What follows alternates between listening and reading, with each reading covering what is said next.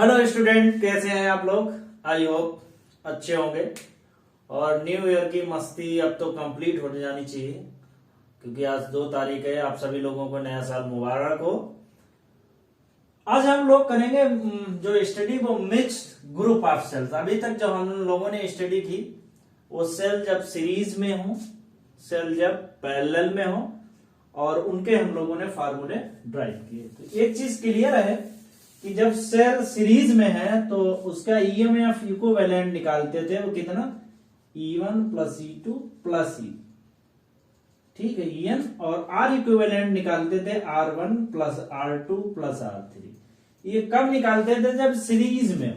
Cell किस में हो, सीरीज में।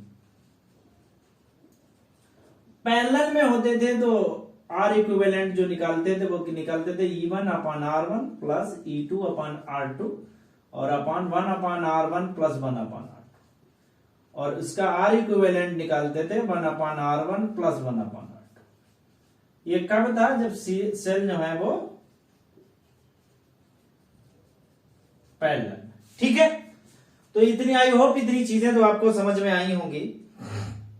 और इनकेस अगर कुछ प्लस माइनस की कहीं मिस्टेक हो तो उसे आप देख लें और चीजों को करेक्ट कर लें। इट मे बी पॉसिबल कि कहीं प्लस माइनस की मिस्टेक हो सकती है। ठीक है, न्यूमेरिकल प्रॉब्लम है बेसिकली। तो चलिए स्टार्ट कर दें। कॉपी पेन को लाइए और लेक्चर को नोट करना स्टार्ट कर दिए। मैं सेल्फ डॉक्टर अरविंद पाल, आपका अपना प्यारा सा चैनल फिजिक्स क्लासेस को लाइक करें, शेयर करें, सब्सक्राइब करें और अपने दोस्तों को बताएं। ठीक है, तो मिक्स्ड ग्रुप ऑफ सेल का मतलब देखो, एक लैम्प हैंड की तरह आप समझिए। मिक्स का मतलब ये नहीं कि आपने सेल ली और उसके छोटे छोटे पीस कर दिए और मिला दिया। It is not mix. यहां पर वो फंडामेंटल साइंस में नहीं है। It is a mixer of group cell का मतलब है इसमें नंबर ऑफ जो सीरीज में जो सेल है और नंबर ऑफ पैरेलल में जो सेल अभी तक हमने जो पढ़ी है, दोनों को एक साथ क्या कर देते हैं, अटैच कर देते हैं। तो ऐसे कॉम्बिनेशन को कहलाता है मिक्स्ड ग्रुप ऑफ सेल। ठीक है, समझ गए कि नहीं। ऐसा नहीं है कि उसको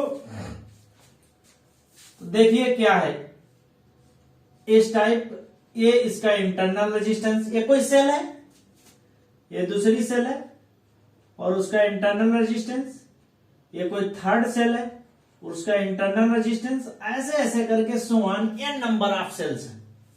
कितनी, एन सेल्स हैं, एन सेल्स। ठीक है, एन सेल्स जो है वो ऐसे करके हम लोगों ने ड्रा। ठीक है, तो ये तो एन सेल कैसी है, सीरीज में। ऐसे एन नंबर ऑफ सेल्स जो हैं वो पैरेलल। एक चीज समझ में आ गई, N number of cell series में हो गई, ऐसे एन नंबर ऑफ सेल जो है वो पैरेलल में हो गई।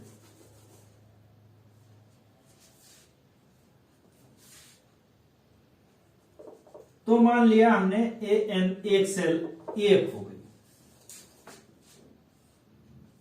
ठीक है, सेकेंड भी, ये भी पॉसिबल है, सेम फंडामेंटल।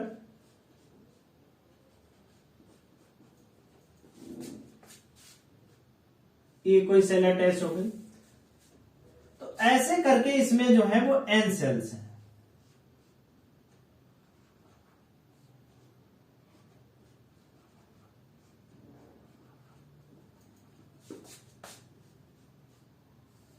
ठीक है,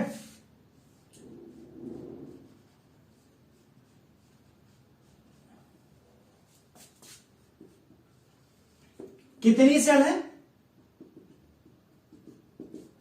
एन नंबर ऑफ सेल्स हैं वो सीरीज में, लिख देते हैं एन सेल्स जो हैं वो सीरीज में। ऐसे ही एम सेल्स जो हैं, एम सेल्स जो हैं, एम सेल्स रो में है। तो इसका मतलब कह सकते हैं कि एम सेल्स हैं वो किस में होंगी, वो पैरेलल। तो N number of cell series में है और एम नंबर ऑफ सेल जो है वो पैरेलल में। हमको क्या निकालना है, वो चीजें भी पता होनी चाहिए। मान लिया इनका कोई एक्सटर्नल रेजिस्टेंस आर है जिसके थ्रू करंट ड्रान हो, ये कोई एक्सटर्नल रेजिस्टेंस है। सपोज दैट इसमें आई करंट फ्लो हो रही है तो यहां भी जाएगी, ये मान लेते हैं आई करंट फ्लो। जितनी करंट इन होगी उतनी करंट आउट होगी। तो इसका क्या इक्विवेलेंट सर्किट बना सकते हैं? बिल्कुल बना सकते हैं। तो इसका इक्विवेलेंट सर्किट क्या होगा वो आप देख लें और फिर आपको समझाते हैं। एन सेल किसमें सीरीज में? जब एन सेल सीरीज हैं तो उनका इक्विवेलेंट कितना होता है? एन सेल सीरीज में है तो देखो फिर समझाते हैं। ये सेल, ये उनका इंटरनल रेजिस्टेंस हो गया, ये कोई एक्सटर्नल रेजिस्टेंस हो गया आर, ये आई करंट फ्लो। ये कितना हो गया? एन टाइम ईएमएफ, और ये हो गया आपका एन आर ओवर आर। क्योंकि as we know that in series E equivalent is equal to कितना होता है? E1 प्लस E2 इंटू ई, और एन नंबर ऑफ सेल्स कितना है? एन आई, और आर इक्विवेलेंट कितना हो जाएगा यहां पे? N R over N. ठीक है, फिर समझ लेते हैं, यहां पे समझने की कोशिश करें। क्योंकि जो पैरेलल में सेल है उनका आर इक्विवेलेंट कितना होता है पैरेलल के केस में?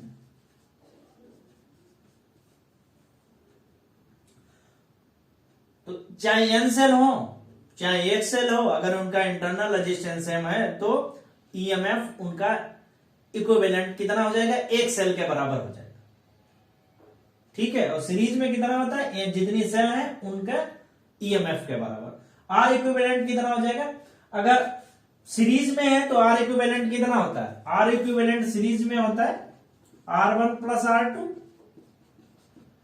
तो एन है तो एन आर हो जाएगा, और पैरेलल में है तो हो जाएगा एन आर बाई एम। तो इतनी बात आपके समझ में आ जाएगी। तो ये जो है वो कन्वर्ट हो जाएगा इस सर्किट में। जब इस सर्किट में कन्वर्ट हो जाएगा तो क्या इसका हम टोटल रेजिस्टेंस निकाल सकते हैं? तो अब हमारे पास मिक्स सेल में अगर सीरीज पैरेलल में है तो ये हमारे सर, तो टोटल रेजिस्टेंस इसके कितना हो गया? तो टोटल रेजिस्टेंस, चलिए भाई कितना बताइए of circuit is equal to कितना हो जाएगा?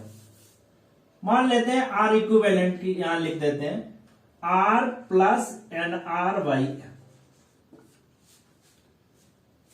टोटल ईएमएफ कितना हो जाएगा? N EMF. क्या इस सर्किट से कितनी करंट ड्रा हो रही है इतनी निकाल सकते हैं? Total current drawn from external resistance. क्या फॉर्मूला होता है? I is equal to total EMF upon total resistance. बहुत सिंपल बात है जो कि हम पहले से जानते हैं। टोटल एमएफ कितना है? यानी total resistance R plus N R over N. Common ले लें तो हो जाएगा N M E upon R M plus N R by N, ये हो जाएगा। तो यहां पे जो रेजिस्टेंस की वैल्यू हो जाएगी वो N M epsilon R M plus N R. तो ये करंट इतनी ड्रॉन होगी। अब आपसे अगर पूछा जाए कि इस सर्किट से मैक्सिमम करंट कितनी ड्रा होगी, तो मैक्सिमम करंट ड्रा होने की कंडीशन है कि R M plus N R की वैल्यू क्या होनी चाहिए? मिनिमम होनी चाहिए। ठीक है, maximum current drawn from circuit is depend on maximum current is depend on, किस पे डिपेंड करेगा? R M plus N R value. अगर R M plus N R की वैल्यू मिनिमम होगी इट मीन्स ये क्या कह रहा है कि R M plus N R की क्या वैल्यू होनी चाहिए, मिनिमम होनी चाहिए। तो जो डिनोमिनेटर में वैल्यू है अगर ये मिनिमम है तो सर्किट में मैक्सिमम करंट ड्रॉन होगी। अब मिनिमम कितनी वैल्यू होगी ये आपको थोड़ा सा सोचना पड़ेगा।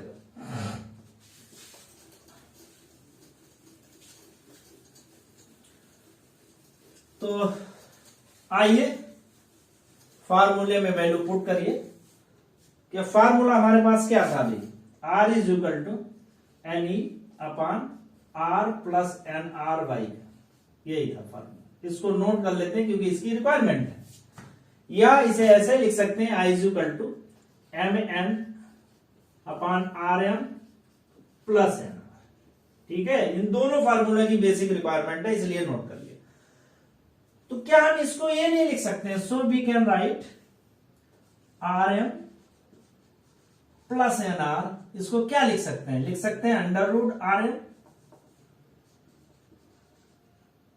Plus under root N R, इसका होल स्क्वायर लिख सकते हैं, कोई प्रॉब्लम नहीं, सेम वैल्यू है। तो दोनों लेफ्ट हैंड साइड और राइट हैंड साइड दोनों सेम है। क्या इसमें थोड़ा और हम प्लस माइनस कर सकते हैं,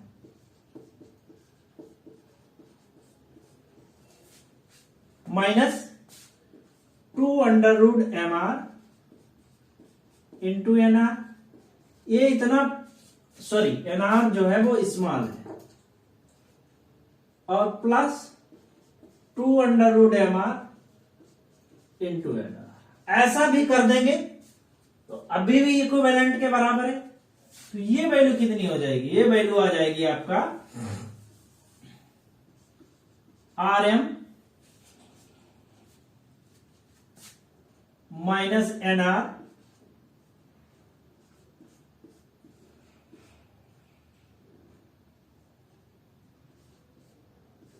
अंडर रूट में। ठीक है, लिख सकते हैं कि नहीं, इतनी वैल्यू लिख देंगे। क्यों भाई, इतना लिख सकते हैं कि नहीं लिख सकते, नहीं लिख सकते क्योंकि अगर इनको ओपन करेंगे तो इतनी थोड़ी आएगी। कितनी वैल्यू लिखें फिर बता, लिख सकते हैं R M minus N R का होल ऑफ स्क्वायर, ये लिख सकते हैं। होल स्क्वायर खोलेंगे वैल्यू मिल जाएगी plus 2 M R into N R. ये किसकी वैल्यू है, इसकी वैल्यू है R M plus N R की, R M plus N R. अब ये वैल्यू कभी भी मिनिमम नहीं हो सकती है, अगर माइनस में भी होगी उसका स्क्वायर लेंगे तो क्या हो जाएगी, प्लस हो जाएगी। ये वैल्यू मिनिमम कितनी हो सकती है, ये वैल्यू अगर 0 हो जाए देन हम कह सकते हैं तभी मिनिमम वैल्यू पॉसिबल। इसकी मिनिमम वैल्यू कितनी होगी, 0।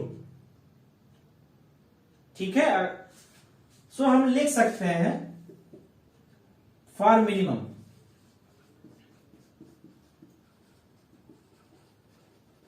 कितनी होगी, तो R M minus N R is equal to 0, तो R M is equal to हो जाएगा N R. This implies that R is equal to N R Y. तो रेजिस्टेंस की वैल्यू कितनी है, अगर रेजिस्टेंस की value R is equal to N R Y M हो जाए, मतलब क्या है, एक्सटर्नल रेजिस्टेंस है टोटल इंटरनल रेजिस्टेंस के बराबर हो जाए। It means this implies that, ये क्या कह रहा है, एक्सटर्नल रेजिस्टेंस किसके इक्विवेलेंट है, total internal resistance of cell.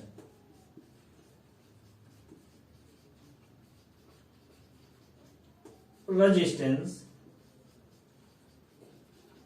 Of cell. ठीक है, तो क्या इसकी वैल्यू हम इक्वेशन इसमें नहीं पुट कर सकते हैं, इसमें पुट कर दो। सो पुट इन, नोट करते जा, क्योंकि आई इज इक्वल टू कितना होता है, N I R plus N R over M. तो आर की वैल्यू आप पुट कर दीजिए, आर की वैल्यू पुट कर दो तो कितनी हो जाएगी, बताओ भाई।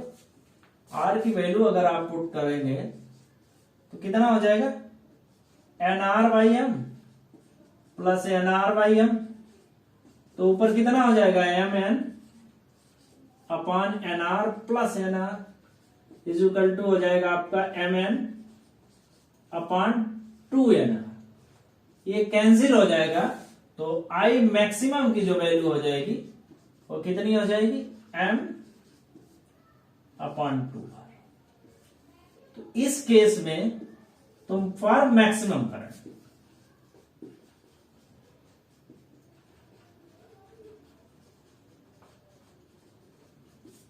ठीक है, फॉर मैक्सिमम करंट। तो इस केस में जो मैक्सिमम मिक्स सेल के केस में मैक्सिमम करंट का जो फार्मूला है m एप्सिलॉन अपॉन 2r। इतनी बात समझ गए? आई होप अगर समझ गए तो कोई दिक्कत नहीं आनी चाहिए। अब हम कुछ न्यूमेरिकल प्रॉब्लम करते हैं, सीरीज के केस में, पैरेलल के केस में, और आंसर उनका जरा बताइए। क्वेश्चन है कि हमारे पास कोई एक बैटरी है, इसका इंटरनल रेजिस्टेंस वैल्यू अभी डिफाइन करते हैं, ये इंटरनल रेजिस्टेंस, एक और बैटरी है उसका इंटरनल रेजिस्टेंस, ठीक है, और एक ये रेजिस्टेंस है जिसकी वैल्यू 4 ओम है।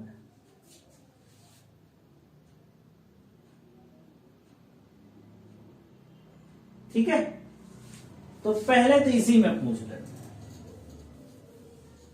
ये कोई ए पोटेंशियल है, कोई बी पोटेंशियल है, इसकी वैल्यू है आपके पास 4, इसकी वैल्यू है आपके पास 6, इसकी वैल्यू है आपके पास 8, इंटरनल रेजिस्टेंस की जो वैल्यू है वो 3 ओम है, ए भी 3 ओम है, ए भी 3 ओम।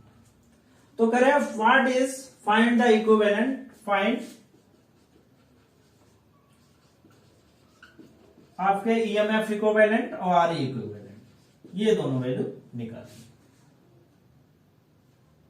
तो कितना हो जाएगा, आरई इक्विवेलेंट इज इक्वल टू हो जाएगा एप्सिलॉन 1 ईएमएफ 1 ईएमएफ 2 ईएमएफ 3, तो हो जाएगा 4 plus 6 plus 8 is equal to 18 volt. और आरई इक्विवेलेंट कितना हो जाएगा, 3 plus 3 plus 3 is equal to 9। ठीक है, अगर आपसे कह दिया जाए कि यहां पर कोई एक्सटर्नल रेजिस्टेंस जो है वो 8 ओम का लगा है, देन फाइंड द करंट, तो I इज इक्वल टू क्या होता है, total EMF upon total current. तो टोटल ईएमएफ की वैल्यू आपने कितनी है, 18, sorry total resistance, total resistance का मतलब होता है internal resistance plus external resistance, मतलब 8 प्लस 9, तो कितना हो जाएगा, इसको थोड़ा मॉडिफाई कर देते हैं, इसको 9 कर लेते हैं, तो ये भी हो जाएगा 9, तो 18 ओवर 18 इट मींस 1 एम्पियर। इसके बीच में जो करंट फ्लो होगी वो 1 एम्पियर। ठीक है भाई, इतनी बात समझ गए? अच्छा, सीरीज में हो गया, अब एक पैरेलल में देखते हैं।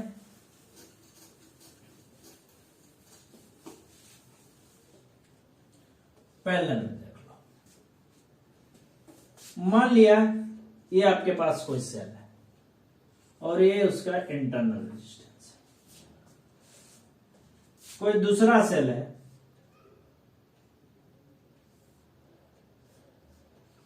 ये उसका इंटरनल रेजिस्टेंस, ठीक है, ये मान लिया 6 वोल्ट है, ये भी 6 वोल्ट है, ये R इज इक्वल टू मान लेते हैं 2 ओम, ये R इज इक्वल टू मान लेते हैं 2। ठीक है, तो पूछ रहे हैं फाइंड ईएमएफ इक्विवेलेंट और आर ई इक्विवेलेंट निकालिए।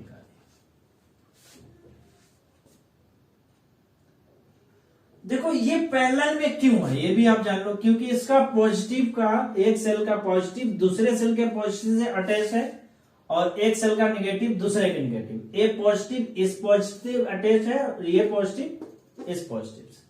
तो हमें ई इक्विवेलेंट का फार्मूला क्या होता है हमारे पास, epsilon 1 over r1 plus epsilon 2 over r2 upon 1 upon r1 plus 1 upon r2। तो कितना हो जाएगा आपका 6 over 2 plus 6 over 2 upon 1 upon 2 plus 1 upon 2। तो ये वैल्यू कितनी आ जाएगी 3 प्लस 3 और ये कितना हो जाएगा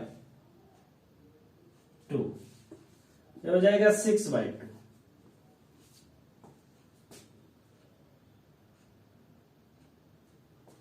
सिक्स बाई टू हो जाएगा, नहीं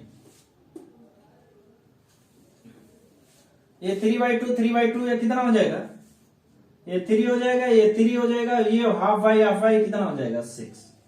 तो इसमें भी जैसा कि हम लोग जानते हैं कि अगर पैरेलल में कितनी नंबर ऑफ बैटरीज जोड़ दें, अगर उनका इंटरनल रेजिस्टेंस सेम है और ईएमएफ सेम है, तो वो एक क्या जो number of batteries, number of cell है वो एक बैटरी में कन्वर्ट हो जाएगी जिसका सेम ईएमएफ और सेम इंटरनल रेजिस्टेंस।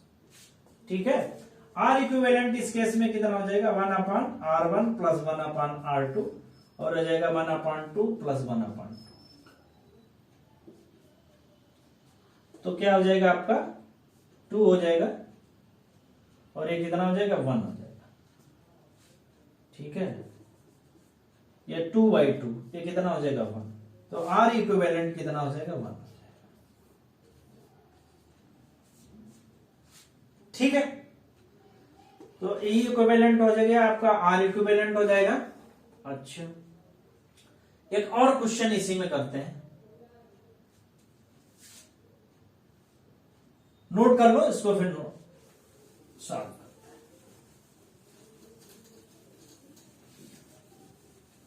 अब मान लेते हैं क्वेश्चन सेम क्वेश्चन है,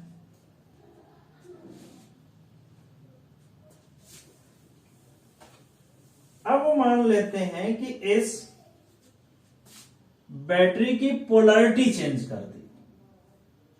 क्या चेंज कर दी, पोलैरिटी। ये पॉजिटिव टर्मिनल, ये पॉजिटिव था, ये निगेटिव हो, ये पॉजिटिव हो, इसकी पोलैरिटी चेंज कर दी और पोलैरिटी चेंज की, अब भी ये 6 वोल्ट का है और इंटरनल रेजिस्टेंस जो है वो भी R = 2 ओम का है। तो अब आपसे पूछ रहे हैं इसके इक्विवेलेंट की वैल्यू कितनी है। देन फाइंड ए इक्विवेलेंट। तो ई इक्विवेलेंट कितना होता है, ई इक्विवेलेंट = होता है R1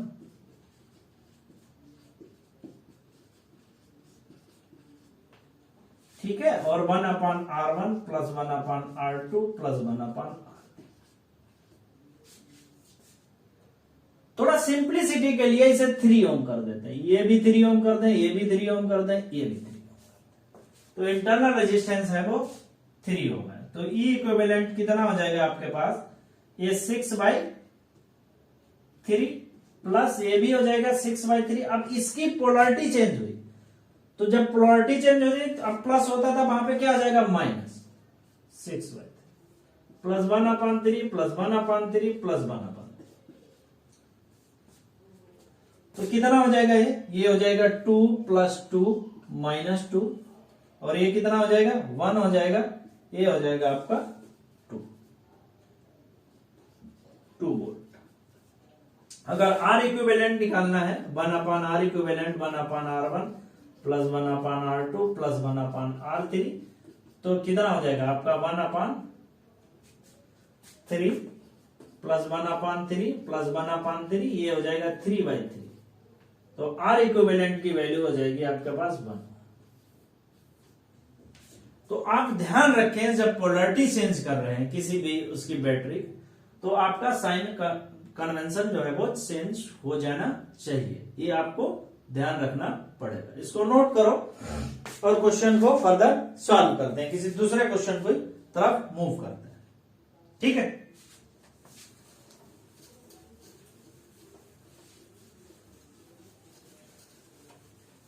चलिए भाई दूसरी की तरफ मूव करते हैं। आपकी बात को कैसे टाल सकते हैं, चलिए मूव करते हैं, हम भी एग्री करते हैं। ये हाँ, हमारे पास कोई एक बैटरी है, उसमें एक इंटरनल रेजिस्टेंस, ये पॉजिटिव टर्मिनल है, ये दूसरी बैटरी।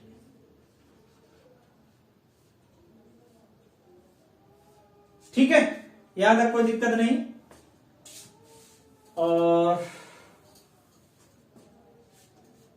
ये पॉजिटिव है, ये पॉजिटिव है, निगेटिव है, पॉजिटिव है। ये मान लेते हैं 8 वोल्ट, ये मान लेते हैं 2 ओम, ये भी 8 वोल्ट, ये 2। ठीक है, ये आपकी बैटरी। एक और बैटरी लगी, अब हमें सीरीज कॉम्बिनेशन बनाना है। सीरीज में क्या करते हैं, ये प्लस, उसके बाद में माइनस, और उसके बाद में क्या आता है, प्लस और माइनस। तो ये माइनस मतलब निगेटिव, तो ये पॉजिटिव टर्मिनल होना चाहिए, ऐसा था। और ये इंटरनल रेजिस्टेंस,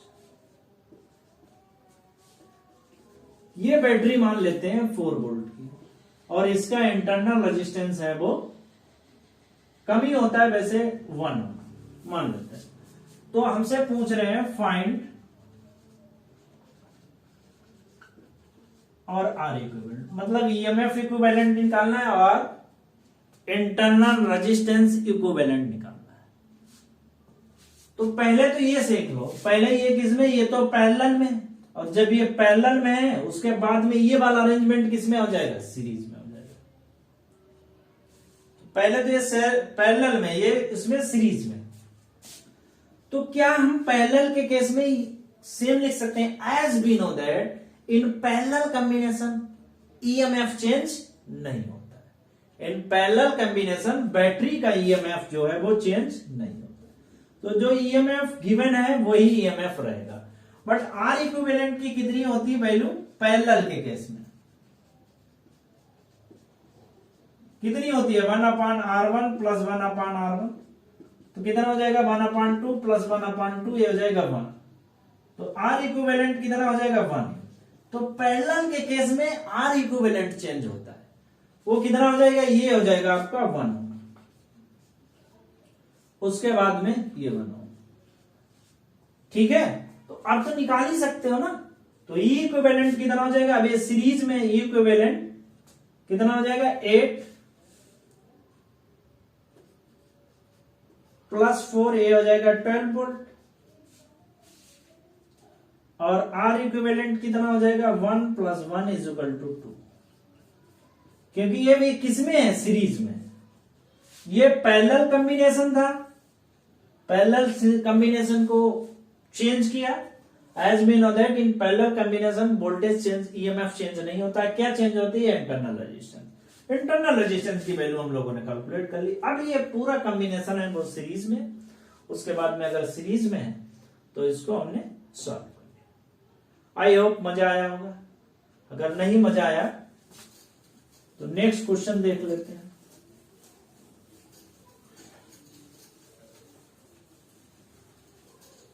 आइए आपको नए क्वेश्चन की तरफ ले जाते हैं। क्या नया क्वेश्चन है, मान लिया ये हमारे पास कोई बैटरी है, ये उसका इंटरनल रेजिस्टेंस, एक ए बैटरी है, ये उसका इंटरनल रेजिस्टेंस।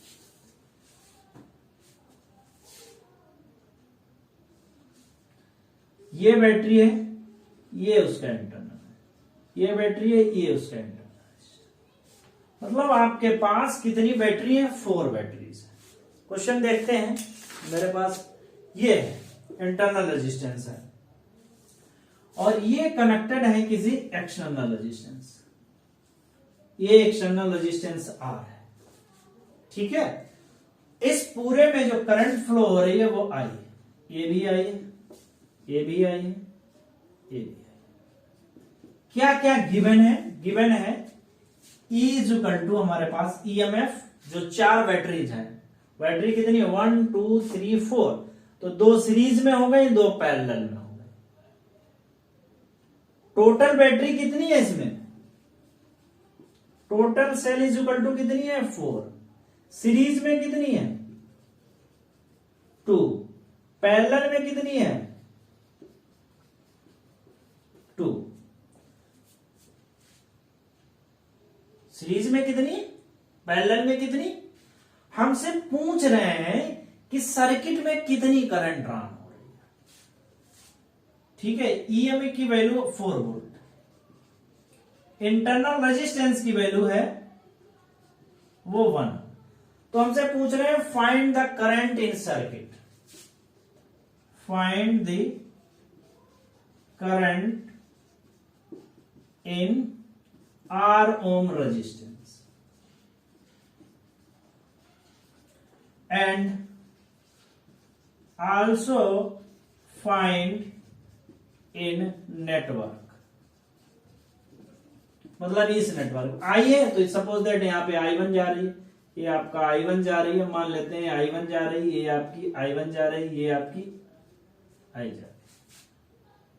तो I इज इक्वल टू हमारे पास कितना हो जाएगा I1 plus I2, same register, same capacity, same draw होगी, ठीक है। तो हाफ करंट फ्लो होगी। तो हम क्या लिख सकते हैं, एज वी नो दैट, तो इस केस में I का फार्मूला क्या पड़ा था, I के फार्मूला था N epsilon over R, N R over N।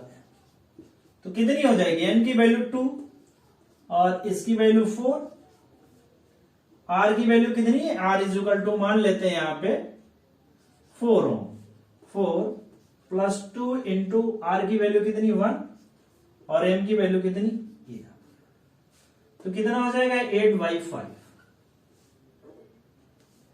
तो 1.6, यही तो होगा।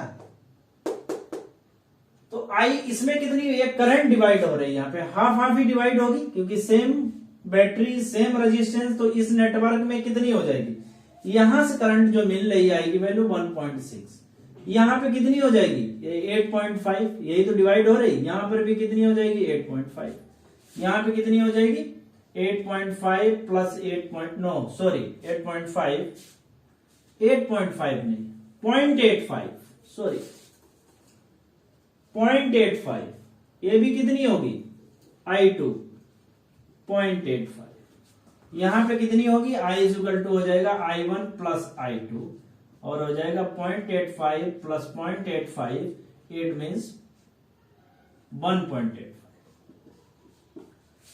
ठीक है। तो नेटवर्क में कितनी हो जाएगी, करंट की value I is equal to I1 is equal to I over 2, तो 1.6 ओवर 2 यह हो जाएगा 0.85, ठीक है भाई। मैक्सिमम करंट का आपको पता ही है, R is equal to NR over, ठीक है। इतनी बात आपके समझ में आ गई। अगर आपसे पोटेंशियल ड्रॉप निकालें तो कितना हो जाएगा, B is equal to IR,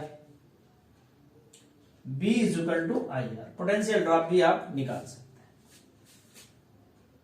आपसे अगर पूछ रहे हैं कि पोटेंशियल ड्रॉप कितना होगा, पोटेंशियल ड्रॉप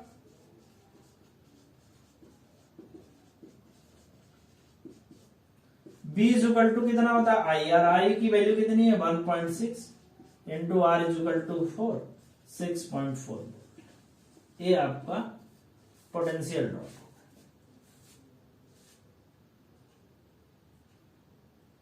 ठीक है। एक क्वेश्चन मैं आपको असाइनमेंट में देता हूं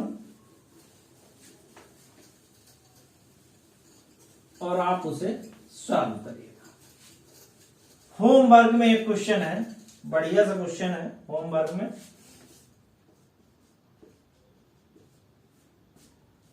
ये हमारे पास कोई बैटरी है, ये उसका इंटरनल रेजिस्टेंस, एक बैटरी है, ये उसका इंटरनल रेजिस्टेंस, ये मान लेते हैं इसका आर है, इसका भी आर इंटरनल रेजिस्टेंस, ये आपकी 4 वोल्ट है, ये आपकी 4 वोल्ट है।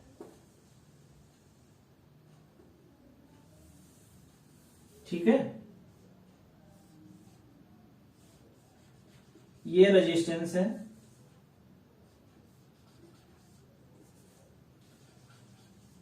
धांसू क्वेश्चन जिसे बोलते हैं। इसकी वैल्यू भी आप 4 ओम ले लें, 4 ओम ले लें।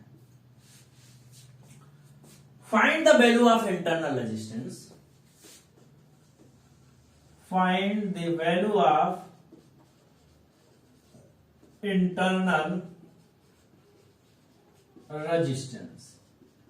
इंटरनल रेजिस्टेंस की वैल्यू बताइए। इफ सर्किट से जो वोल्ट मीटर जो नापता है, if V is equal to आपके पास दिया है 1.4 वोल्ट, तो जो वोल्ट मीटर जो करंट दिखा रहा है वो कितनी दिखा रहा है, 1.4 वोल्ट। तो इसका इंटरनल रेजिस्टेंस क्या होगा? तो पहले सॉल्व करने के लिए पहले तो इसको कॉम्बिनेशन को चेंज करो, तो ये पैरेलल में तो सीरीज में आएगा। ठीक है, कन्वर्ट करो, ये एक्सटर्नल रेजिस्टेंस की वैल्यू आ जाएगी। ठीक है, देन फिर इंटरनल रेजिस्टेंस निकालो और उसको सॉल्व करो। आपके असाइनमेंट में थोड़ा सा दिमाग लगाते हुए क्वेश्चन सॉल्व हो जाना चाहिए। लेक्चर को फिनिश करते हैं। ठीक है, चैनल को लाइक एंड सब्सक्राइब करते रहिए, अपने दोस्तों के साथ शेयर करते रहिए। Thank you so much.